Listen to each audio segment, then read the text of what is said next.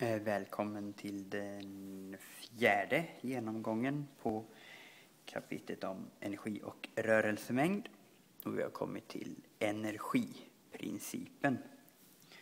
Först lite kort repetition. Vi har pratat om lägesenergi,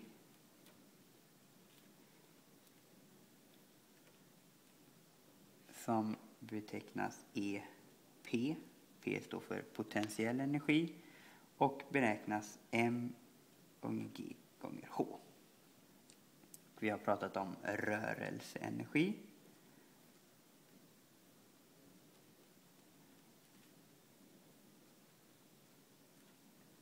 som betecknas EK. K står för kinetisk energi och beräknas som mv upphöjt till 2 genom 2. Och förra genomgången nämnde jag lite snabbt att mekanisk energi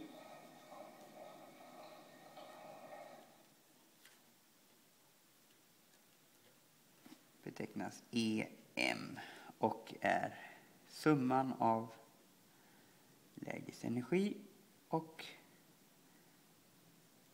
rörelseenergi. Alltså EP plus EK.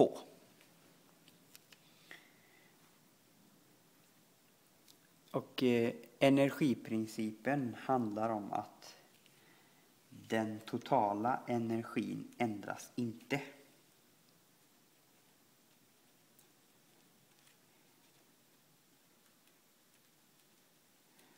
Alltså energiprincipen. Den totala energin ändras inte. Man kan då säga att den totala energin före en händelse är lika stor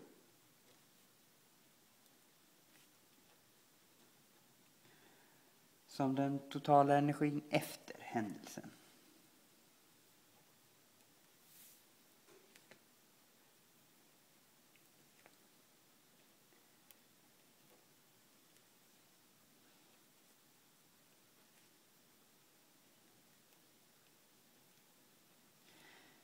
Då har vi energiprincipen. Den totala energin ändras inte. Och ser man då på mekanisk energi så ska alltså summan av lägesenergi och rörelseenergi vara lika stor före som efter en händelse. Om vi inte har några förluster. Och då har vi, om vi har friktion, då får vi värmeförluster och energin, den mekaniska energin, omvandlas då till exempel värme. Men jag tänkte vi skulle titta på ett exempel där vi följer energiprincipen och vi har inga förluster. Exempel.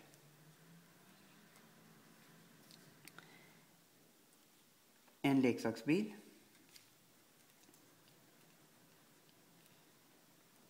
med hastigheten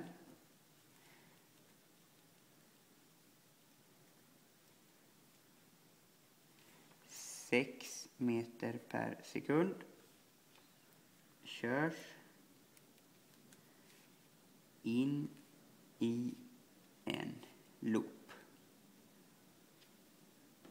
med diametern 60 centimeter. Och uppgiften är: vilken hastighet har leksaksbilen i toppen av loopen?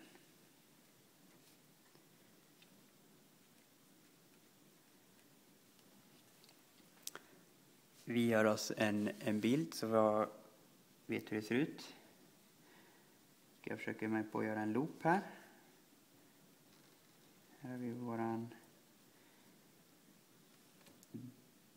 bilbana till exempel. Med en loop så här. Så. Får vi rita en bil. Som här. Ingången av loopen.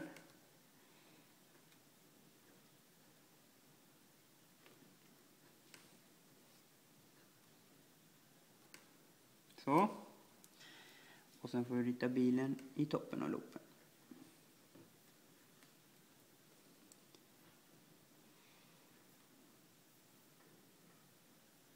Sådär. Den kör alltså så. Och när vi pratar lägesenergi måste vi sätta en nollnivå.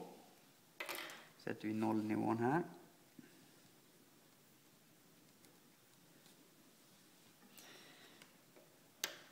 Alltså i läge 1, som vi kallar det här läget, så har bilen en hastighet av V1 är lika med 6 meter per sekund. Och höjden i läge 1 var 0 meter. I läge 2, där uppe, så har vi en höjd 2 av 60 centimeter, 0,60 meter S-enhet. Och V2 är okänd. Det är den vi ska beräkna. Vi säger då att den totala mekaniska energin, det vill säga lägesenergi plus rörelseenergi i läge 1, ska vara lika stor som den totala energin i läge 2. Tittar vi först då på läge 1 så har vi en total mekanisk energi där av mv1 upphöjt till 2 dividerat med 2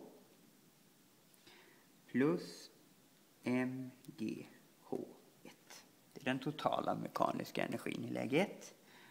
Och den ska vara lika stor, eftersom vi inte har några förluster i den här beräkningen, som mv2 upphöjt till 2 dividerat med 2 plus mgh2.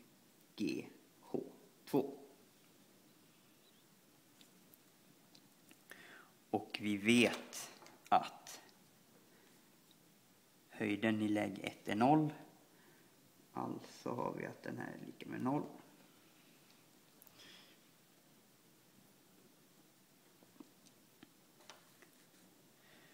Vi ser även att vi har ett m med på varje. Då kan vi alltså förkorta med m. Och den är lika med 0, men vi stryker den ändå. Så massan här har ingen betydelse. Då kan vi skriva om den som V1 upphöjt till 2 dividerat med 2. Och den var 0. Då är vi alltså lika med den här. V2 upphöjt till 2 genom 2 plus GH index 2. Alltså höjden på andra läget.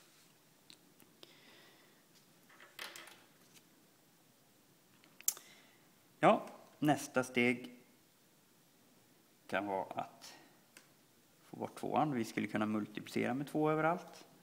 Då får vi att V1 upphöjt till 2 är lika med V2 upphöjt till 2 plus 2GH index 2. Så har vi fått bort divisionerna.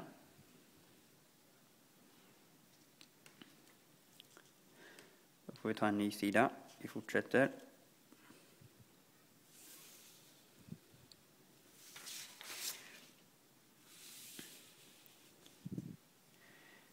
Jag skriver upp var vi var på det här stället.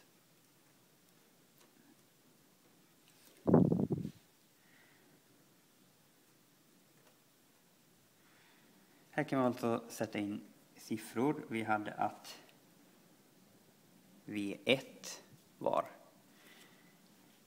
6 meter per sekund, det vill säga 6 upphöjt till 2. V2 var ju okänd, det är den vi ska beräkna.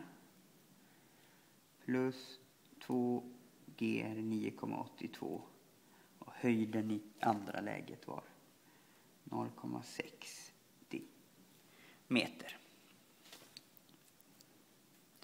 Löser den här ekvationen genom att flytta över termen på andra sidan och ta roten ur. V2 är lika med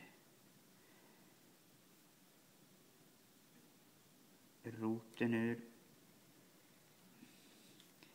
6 upphöjt till 2 minus 2 gånger 9,82 gånger 0,6. Helt korrekt matematiskt, plus minus. Vi tar bort den negativa roten. Slår man det här på sin räknare så får man att V2 är lika med 4,92 meter per sekund, och med 2 värdesiffror så får vi en avrundning till 4,9 meter per sekund. Alltså, tittar vi tillbaka här då, så får bilen startar i läge 1, 6 meter per sekund, 0 meter över nollnivån. Kommer fortsätta upp i loopen. Där kommer den vara på 0,6 meter över nollnivån och ha en hastighet av 4,9 meter per sekund. Till nästa lektion så skulle ni kunna fundera på det här exemplet. Exempel 2.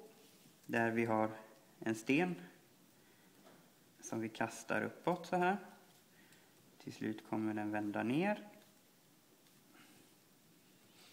Det är en vanlig sten, och om vi kastar den uppåt med en hastighet V1 uppåt av 10 meter per sekund, så sätter vi nollnivån här.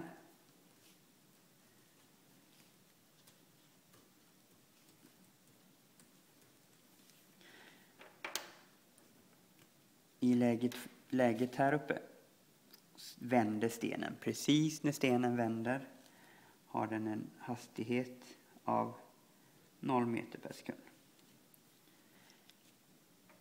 Eran uppgift blir då att fundera ut vilken höjd vänder stenen på. Det var allt för denna gång.